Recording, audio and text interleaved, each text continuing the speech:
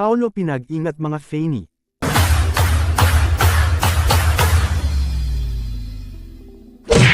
Ang bongga talaga ni Paulo Avellino, ha?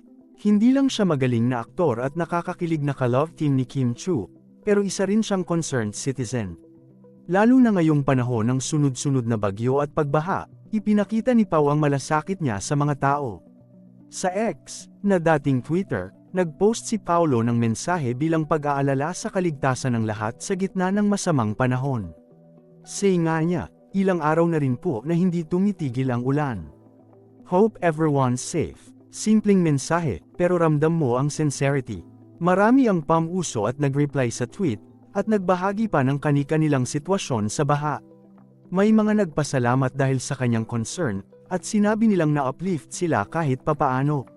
Sa gitna ng kalamidad, ang isang simpleng mensahe mula sa isang tulad ni Paulo ay malaking bagay na para sa mga fans.